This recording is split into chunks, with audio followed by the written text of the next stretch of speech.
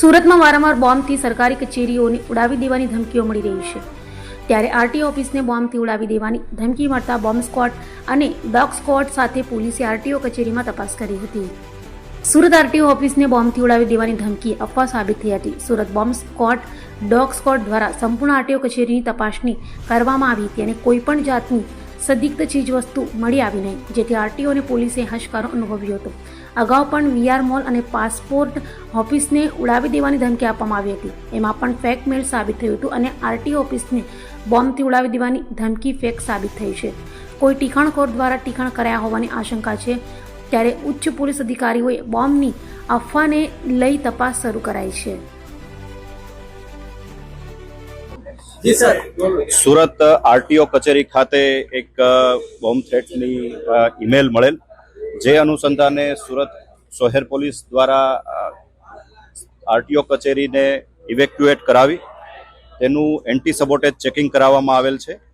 કોઈ પણ પ્રકારની વાંધાજનક અથવા તો અસુરક્ષિત બાબત મળી આવેલ નથી, પરંતુ એક સુરક્ષાના ભાગરૂપે સમગ્ર કાર્યવાહી એસઓપી મુજબ કરવામાં આવેલ છે અને આજના દિવસમાં પ્રોપર ચેકિંગ ફ્રિસ્કિંગ સાથે તમામ આરટીઓના અરજદારોને એન્ટ્રી પણ આપવાની કાર્યવાહી હાલ ચાલુ કરવામાં આવેલ છે। ઈમેલ અંગેની તપાસ અલાયદા રીતે કરવામાં આવી રહેલ છે અને સાયબર સેલની ટીમો દ્વારા આ બાબતની આગળની તપાસ ચાલુ છે। સર, ઈમેલ ક્યાંથી મળ્યો?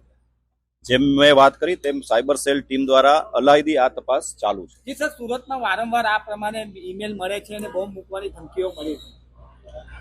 એ બાબતની જે તપાસ છે સાયબર સેલની ટીમ અલાયદી રીતે કરી રહેલ છે અને સુરત શહેર ઉપરાંત પણ આ બાબત તપાસમાં ચાલુ છે। અત્યાર સુધી કોઈ આરોપીની ઓળખ થઈ હોય એવું કઈ?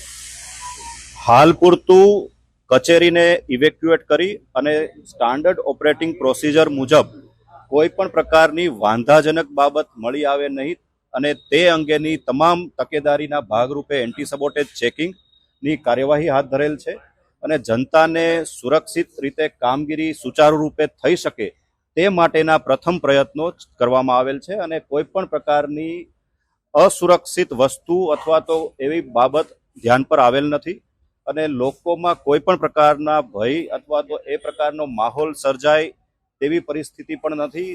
ખૂબ સુચારુ રીતે કાર્યવાહી હાલ ચાલુ કરવામાં આવી રહેલ છે। કોઈ પણ પ્રકારની ચિંતાનો વિષય નથી।